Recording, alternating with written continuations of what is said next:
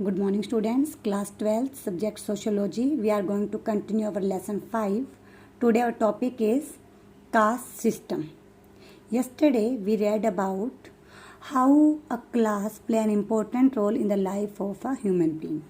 Today we are going to start caste system. Firstly, what's the meaning of caste? Caste hereditary होती है बेटा. We get a caste by birth. And it is static होती है. We can't change the caste को हम change नहीं कर सकते. अगर हमारा जन्म एक रिच फैमिली में हुआ है, एक सुपीरियर कास्ट में हुआ है, तो हम वही रहेंगे. अगर हमारा बर्थ है जो इन्फीरियर कास्ट में हुआ है, एक पुअर फैमिली में रहा है, तो ये बाय बर्थ है, तो ये आपका जन्म कहीं पर भी हो सकता है. Now caste system as a discriminatory system. Caste system को डिस्क्रिमिनेटरी सिस्टम कहा जाता है. On the basis of caste many crimes, many quarrels happened. बहुत सारे झगड़े होते हैं, बहुत सारे जातियों के नाम पे लड़ाई झगड़े मारपीट होती है. तो डिस्क्रिमिनेशन इसी के बेस पर किया जाता है. Who is superior, who is inferior.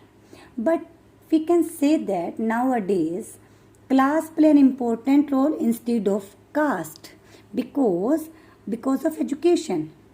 After getting education, if you get a high position, then no matter you belong to a inferior caste or superior caste. आजकल का क्लास सिस्टम ज़्यादा चल पड़ा. आप जैसे भी आप जो भी पोस्ट मिलती है उसके अकॉर्डिंग आपकी रिस्पेक्ट होती है. बट जो कास्ट सिस्टम है वो भी हमारे यहाँ डिस्क्रिमिनेशन का काम करती है. अभी भी हमारे यहाँ कास्ट सिस्टम बहुत ज़्यादा पाया जाता है और कास्ट के आधार पर ही हम कहते हैं कि ये सुपीरियर है, ये इन्फीरियर है. Correlation between social status and economic status. देखिए, हमारे यहाँ सोशल स्टेटस और इकोनॉमिक स्टेटस को जॉइंट करके चला जाता है. ऐसा माना जाता है कि अगर आपका सोशल स्टेटस अच्छा है तो आपका इकोनॉमिक स्टेटस भी अच्छा होगा. यानी कि समाज में आप किसी रिच फैमिली से बिलोंग करते हैं या फिर आप अपर कास्ट से बिलोंग करते हैं, तो अपर कास्ट के सभी लोगों को ये माना जाता है कि इनका इकोनॉमिक स्टेटस अच्छा होता है. कुछ कास्ट हमारे हरियाणा में भी ऐसी हैं जिनको बहुत मेन रोल दिया गया है. But we can't say that everyone in superior caste are not economically solid. Economically superior caste में बहुत सारे ऐसे होते हैं जो बहुत गरीब होते हैं, बट उनको वो फैसिलिटी प्रोवाइड नहीं की जाती जो लोअर कास्ट को की जाती हैं. तो इस तरह से जो सोशल स्टेटस है और इकोनॉमिक स्टेटस है, कई बार ये एक दूसरे को प्रभावित नहीं भी करते. अनटचेबिलिटी हमारी सोसाइटी में है. अनटचेबिलिटी मीन्स छुआछूत हमारी सोसाइटी में बहुत पहले से पाया जाता है. अगर हम देखें 15th सेंचुरी, 16th सेंचुरी, उस टाइम 17th सेंचुरी में बहुत ज़्यादा अनटचेबिलिटी थी. लोअर कास्ट के लोग अपर कास्ट के लोगों को टच नहीं कर सकते थे. हमारे यहाँ 4 समुदाय बनाए गए थे: ब्राह्मण, क्षत्रिय, वैश्य, शूद्र. ब्राह्मण है जो वो सुपीरियर माना जाता था. क्षत्रिय को उसके बाद स्टेटस दिया गया था. क्षत्रिय में जो योद्धा लोग थे उनको शामिल किया गया था. जो वैश्य हैं उसमें टीचर आ जाते हैं, जो भी गवर्नमेंट एम्प्लॉयज़ होते हैं, एडवोकेट्स वगैरह सब आ जाते हैं. जो 4th कास्ट है शूद्र. जो शूद्र थे वो अनटचेबल थे. अगर कोई उनको टच भी कर देता था, ब्राह्मण है, अगर ब्राह्मण कहीं से जा रहा है, जाते उसको टच कर दिया तो उसको दोबारा से वो बात करता था, दोबारा से यज्ञ मंत्र करता था, तब वो अपने आप को प्योर किया करते थे. हमारे सोसाइटी में भी हम देखते आए हैं कि जो लोअर कास्ट के लोग थे वो अपने यूटेंसिल्स को टच नहीं करते थे अपर कास्ट के लोगों को. तो इस तरह से ये डिस्क्रिमिनेशन हमेशा से रहा है, अनटचेबिलिटी. बट जो अनटचेबिलिटी है उसको हमारे यहाँ ख़त्म कर दिया गया, एबोलिश कर दिया गया आर्टिकल 17 में. आर्टिकल 17 में क्या किया गया? एबोलिशन ऑफ अनटचेबिलिटी एक्ट बनाया गया. After this exploitation based on low salary and low grade jobs. अब ये क्लास सिस्टम आ जाता है बेटा. इसमें मैंने बताया था ना आपको क्लास सिस्टम के बारे में. जो कास्ट सिस्टम होता है वो तो डिस्क्रिमिनेटरी होता ही होता है और ये बाय बर्थ होता है.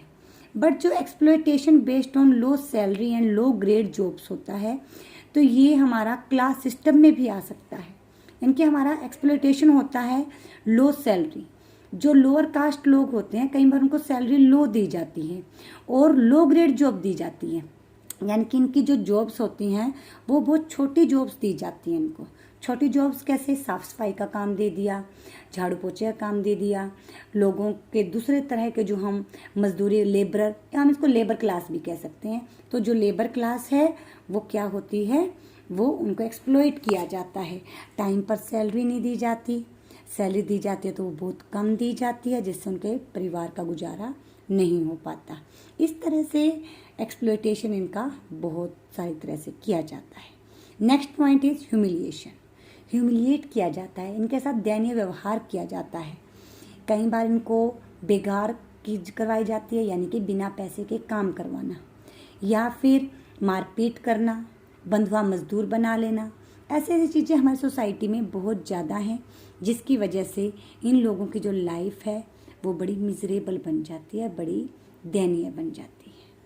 अब देखिए, फर्स्ट डिस्क्रिमिनेशन किस बेस पे होता है, कास्ट के बेस पे तो होता ही है। कोरिलेशन कहा जाता है, सोशल स्टेटस और इकोनॉमिक स्टेटस में है। अनटचेबिलिटी हमारी सोसाइटी में पाई जाती है। एक्सप्लॉयटेशन होता है based on low salary and low grade jobs के आधार पे, और ह्यूमिलिएशन होता है। नेक्स्ट है provision by the government for SC and ST। SC और ST के लिए गवर्नमेंट ने क्या प्रोविज़न किए हैं। फर्स्ट है law, politics, amendments, welfare programs इनके लिए चलाए गए हैं। इनके लिए कानून बनाया गया है। अगर कोई भी इनको गलत शब्द का यूज़ करता है तो ये कोर्ट में जा सकते हैं। पॉलिटिक्स, नए नए कानून इनके लिए बनाए गए हैं। अमेंडमेंट किया गया है बहुत सारे लॉज में, यानी कि जो इनके SC ST के विरोध में थे उन कानूनों को हटा के नए अच्छे इनके वेलफेयर के लिए प्रोग्राम चलाए जाते हैं। गवर्नमेंट की तरफ से इनको काफ़ी फैसिलिटीज़ भी प्रोवाइड की जाती है।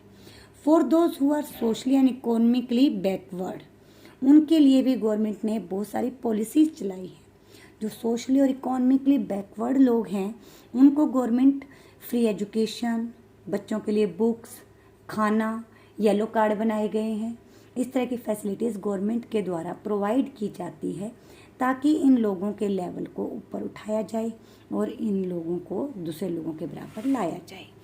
नेक्स्ट है government reservation the seats of SC and ST in education institution, jobs, parliament. तो इनके लिए क्या किया गया है, गवर्नमेंट सर्विसेज में इनके लिए SC ST के लिए सीट रिजर्व की गई है। चाहे किसी एजुकेशन इंस्टीट्यूशन में एडमिशन लेना है, चाहे जॉब है, हर जगह इनके लिए पार्लियामेंट में क्या किया गया है, हमारे यहाँ रिजर्वेशन की गई है ताकि ये लोग दूसरे लोगों के बराबर आ सके।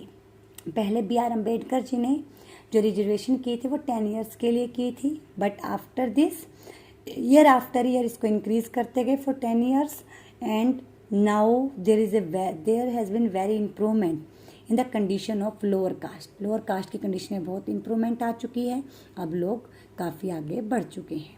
Age relaxation and low marks for selection, अब इनके लिए एज रिलैक्सेशन भी है। वैसे तो एज हमारे यहाँ गवर्नमेंट जॉब्स के लिए 42 ईयर्स रखी गई है, बट इन लोगों के लिए 5 ईयर्स का रिलैक्सेशन दिया गया है। लो मार्क्स सिलेक्शन भी रखा गया हमारे यहाँ। अगर जनरल कैटेगरी के बच्चे के मार्क्स ज़्यादा हैं बट SC ST के बच्चे के कम हैं, रिजर्वेशन के तहत उसका एडमिशन कहीं पर भी जिस भी फील्ड में वो लेना चाहता है उसका एडमिशन हो जाता है।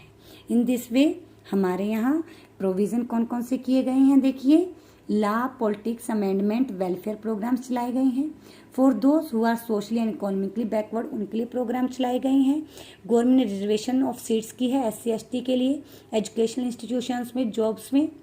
फिर एज रिलैक्सेशन और लो मार्क्स फॉर सिलेक्शन ये भी किया गया है। दिस इज योर टॉपिक बेटा, you have to read this topic and write main points on your fair notebook. Thank you. Have a nice day.